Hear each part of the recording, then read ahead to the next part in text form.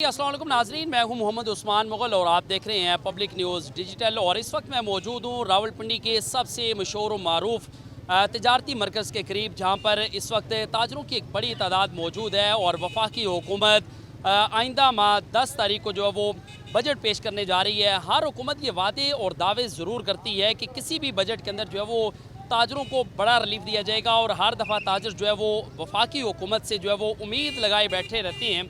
और इस वक्त मरकज़ी अंजमन ताजरान रावलपिंडी जो है उसके सदर शर्जील मीर हमारे साथ मौजूद हैं, उनसे हम बात करेंगे। मीर साहब, एक दफ़ा फिर बजट पेश किया जा रहा है। ताजर जो किसी भी तरक्की याफ्ता ममालिक की रीढ़ की हड्डी समझे जाते हैं, उनको काफ़ी ज़्यादा उम्मीदें होती हैं। कितनी उम्मीदें हैं आपको इस दफ़ा? बिस्मिल्लाहिर्रहमानिर्रहीम। सबसे पहले आपका शुक्रिया। और ये आपको पता है कि जो SME सेक्टर होता है ताजरों में, छोटे ताजर जिसे कहते हैं, वो 80% मोहित होता है ताजरों के ऊपर, ठीक है जी। और बजट जब आता है तो सबसे इफेक्ट जो है जैसे आम आदमी कहते हैं वो 80% ताजर ही होता है, जिसे हम आम आदमी कहते हैं। वो किसी चीज़ को लेने वाला होता है, किसी चीज़ को बेचने वाला होता है, वो आम आदमी उसे ही हम कहते हैं। और इस आम आदमी को कभी भी नहीं ये पता कि कितने ट्रिलियन का बजट आ रहा है, इसको ये नहीं पता कि GDP रेट क्या है, इसको ये बिल्कुल नहीं पता कि वो डेफिसिट कितना है बजट का। इनको इनसे इंटरेस्ट इसलिए नहीं है कि ये टर्मिनोलॉजी जानते ही नहीं है। हाँ, ये ज़रूर जानते हैं कि इस बजट की वजह से इस हमारे पाकिस्तान को कितना असरअंदाज हुआ है महंगाई पे। क्या बिजली सस्ती कर दी गई है? क्या आपकी गैस सस्ती कर दी गई है? क्या आपका आटा, आपका दाल, चीनी और जितनी भी ज़रूरियातें ज़िंदगी है, क्या वो सस्ती कर दी गई है? अगर तो वो सस्ती कर दी गई है आम आदमी के लिए, जो कहा जाता है आम आदमी के लिए बजट है, अगर तो वो आम आदमी यहाँ का है, और अगर तो आप समझते हैं कि आम आदमी पार्लियामेंटेरियन है, तो उसमें बहुत डिफरेंस है। अगर आम आदमी के लिए बजट बनेगा तो मैं समझता हूँ कि ऑटोमेटिकली लोग इसको कहेंगे कि बहुत बेहतरीन बजट बना है, हमारी तवक्कुआत के मुताबिक बना है। हाँ, पाकिस्तान मुश्किल का शिकार है, लेकिन उसमें सबसे अहम तरीन बात यह है कि अगर आपको कोई मुश्किल आती है, जो आपके 80% SME सेक्टर के स्टेक होल्डर्स हैं, आप उनको बिठाएं। आप, क्योंकि वो कहते हैं ना कि जो आपकी पब्लिक है आपकी आवाज़ जानती है। जब वो आपको बताएंगे कि हमारी पब्लिक के लिए ये करो, और आप जो कहते हो कि IMF का इतना दबाव है, तो हम आपको बताएंगे कि आप ये इसको किस तरह हमारे ऊपर लागू करें। इस तरह IMF का दबाव भी ख़त्म हो जाएगा, आप पब्लिक की आवाज़ को लेके चल भी पड़ेंगे। इस तरह बजट आपका जो है ना वो कामयाब हो जाएगा। लेकिन इसके ऑपोजिट बरक्स हम 76 साल से देख रहे हैं कि एक ही प्रैक्टिस की जाती है कि ब्यूरोक्रेसी बैठती है, चंद बड़ों को, अमीरों को बैठाती है, चंद ब्रांड्स को बैठाती है, और ब्रांड्स और ब्यूरोक्रेसी और खरबपति आदमी एक गरीब आदमी का फैसला कर रहा होता है महल में शीशे के पास बैठ के। और बाहर अगर AC आपके शीशे के अंदर लगा है, बाहर धूप तेज़ है और आपको लगेगा मौसम बहुत सुहाना है। आज हमारे बजट के साथ यही होता है कि लगता है नीचे लोग बड़ी खूबसूरत ज़िंदगी गुजारे हैं, लेकिन इसके बरक्स ऐसा है, लोग गुर्बत की नकीर से बहुत नीचे चले गए हैं और तबाही का शिकार हो गए हैं। अब हुक्मरानों से कहते हैं खुदारा, कुर्बानी देने का वक्त आपका है, इन गरीब लोगों का नहीं है। अब आप कुर्बानी दें, अपनी तनख्वाहों को कम करें, अपनी मराद को कम करें, अपनी ठेकेदारियों को कम करें, तो हमारी इस खूबसूरत सी जो आवाम है, जो 24-25 करोड़ आवाम है, जिन्होंने देखा जब जंग का वक्त आया तो सिपा सलार ने देखा ये ब्यूरोक्रेसी काम नहीं आई, ये बड़े लोग काम नहीं आए, ये वो आम पब्लिक की आवाज़ थी जो कहती थी सिपा सलार पाकिस्तान जिंदाबाद। तब भारत के ऊपर रौब पैदा हुआ है। तो अब इन लोगों के लिए काम करें, हमारा यही मुतालबा है आपसे। मीर साहब, ये बताइएगा कि ये जो बजट अभी पेश होने जा रहा है, इससे पहले कौन कौन से टैक्सेस जो है वो ताजरों पे आयद किए गए जिसने कारोबार को शदीद मुतासिर किया? और हुकूमत जब भी बजट पेश करती है वो ये दावा करती है कि हमने ये बजट जो है वो ताजरों के साथ बैठकर बनाया है। तो आपसे भी कोई हुकूमती वफ़द ने, किसी हुकूमती रहनुमा ने रब्ता किया बजट की तैयारी के हवाले से? बिल्कुल किसी ने कोई रब्ता पुरानी प्रैक्टिस नहीं किया। और हम ये समझते हैं कि टैक्स नेट को बढ़ना चाहिए। जब ताजर अगर 60-70 लाख है पाकिस्तान के अंदर, क्यों 12-13 लाख ताजर टैक्स दे?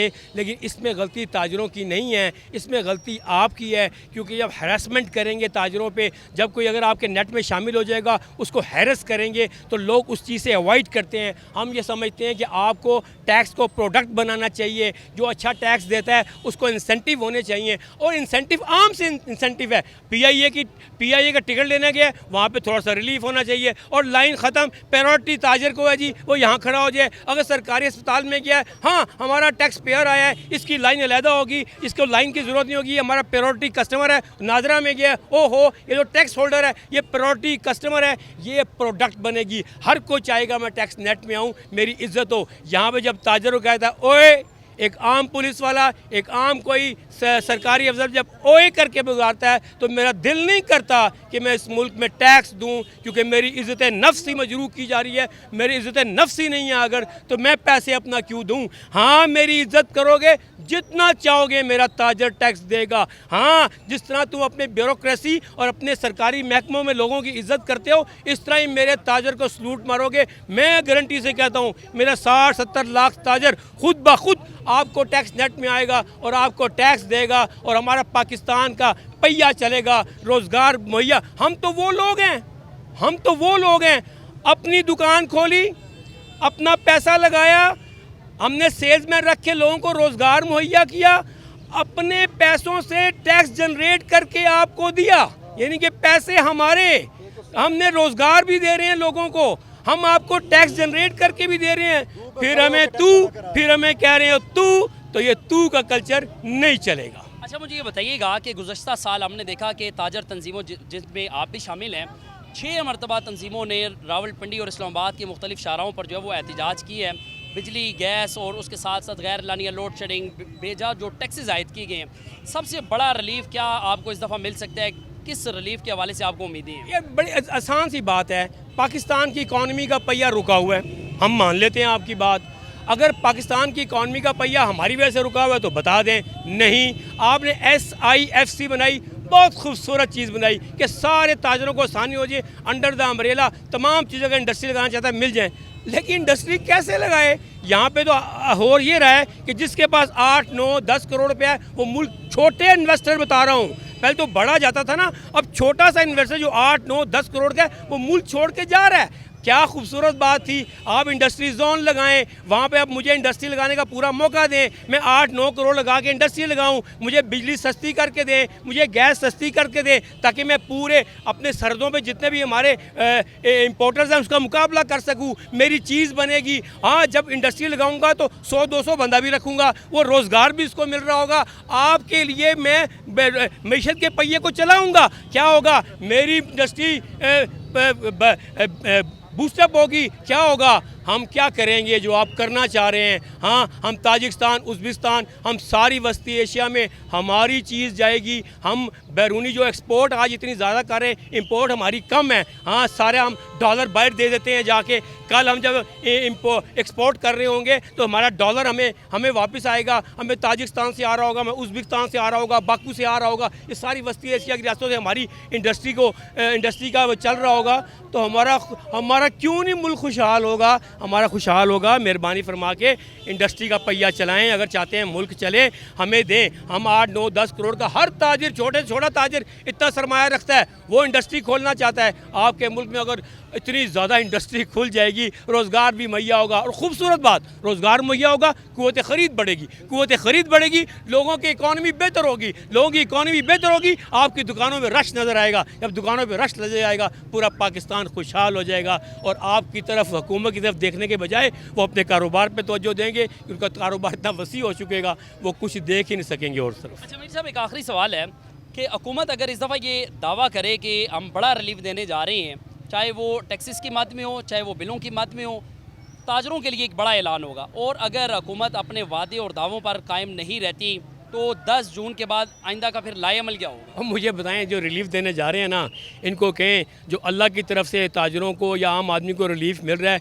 अल्लाह ने उसको तोहफे के तौर पे सोलर दे दिया है। मैं तो ये सुनवाई में आ रहा है कि वो सोलर पे भी टैक्स लगाने जा रहे हैं, 18% वो यूनिट पे टैक्स लगाने जा रहे हैं। हाँ, और खुदा का वास्ता है, मैं नहीं चाहता कि हमारा सोलर PTCL बन जाए। आपने जब PTCL को आपने देखा, जब मोबाइल की हमारा कम्युनिकेशन इतना अच्छा हो गया कि मोबाइल का सेटअप हर के पास आ गया, हमारा PTCL डाउन हो गया। अगर आपने कोई टैक्स लगाया, मेरी बात सुन ले गौर से, आज आप बिल्कुल वापडा को, आइस्को को PTCL बना देंगे, इसलिए कि मैंने तो 20, 25, 30 लाख रुपए लगा के सोलर लगा लिया है। अब मैं फिर 10-15 लाख लगा के वो बैटरीज लगा लूँगा। आपका जो ऑन ग्रिड थोड़ा सा फिर भी आपको बिल जा रहा है, वो बिल भी आपको जाना बंद हो जाएगा। मत करें, मत ऐसा काम करें कि लोग अब बहुत समझदार हो चुके हैं, उनको पूरी दुनिया में वो भी रह रहे हैं। आजकल आईटी का दौर है, आईटी बहुत कुछ बता देती है कि आप क्या कर सकते हैं आपके लिए। लिहाजा अगर आपको, मैं चाहता हूं, अगर आप ताजरों को रिलीफ देना चाहते हैं तो आपका मतलब है ताजरों को रिलीफ नहीं दे रहे, आप एक आम आदमी को रिलीफ दे रहे हैं।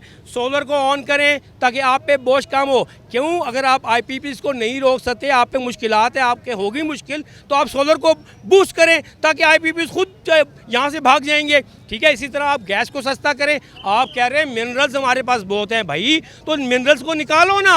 उस मिनरल्स को हमने किस लिए रखा हुआ है? आप उन मिनरल्स को निकाल के उससे रिजर्व इकट्ठा करो ताकि हमारे मुल्क में भी पता लगे वो ये 200-250 अरब डॉलर यहाँ पे पड़ा है, हमारे मिनरल जो हैं वो बाहर एक्सपोर्ट हो रहे हैं। तो हमें तो ये चीज़ें चाहिए जो आप शुरू से हमें बता रहे हैं। हमें सुहाना ख्वाब, हमें 30 साल से सुहाने ख्वाब दिखा रहे हैं। पिंक सॉल्ट हमारे पास बहुत है, हमारे पास तांबा बहुत है, हमारे पास चांदी बहुत है, हमारे पास रेकोडेक है, हमारे पास सोना है, हमें हाँ, और समुंदर के अंदर गैस के बहुत बड़े बड़े ज़खायर हमने ले आए, हमें मिल गए अल्लाह की तरफ से। अल्लाह ने तो आपको बहुत कुछ दिया है, अब आपको भी कुछ करना पड़ेगा इस गरीब आवाम के लिए। बहुत शुक्रिया। गुफ्तगू आपने सुनी है। मरकज़ी अंजमन ताजरान पंजाब के सदर हैं शर्जील मीर। उन्होंने अपने तहफ़्फ़ुज़ात का भी इज़हार किया वफाकी हुकूमत से, और क्योंकि ताजर जो है वो इस दफ़ा भी ये उम्मीद रखते हैं कि वफाकी हुकूमत आइंदा जो बजट पेश करने जा रही है इसमें ताजरों को बड़ा रिलीफ मिलेगा। अब हुकूमत जो है वो इन उम्मीदों पर कितना उतरने में कामयाब हो सकेगी इसका फ़ैसला तो 10 जून को ही होगा। और दीगर जो ताजर तंजीमें हैं उनके हवाले से भी आपको इसी प्लेटफॉर्म से जो वो आगाह करते रहेंगे।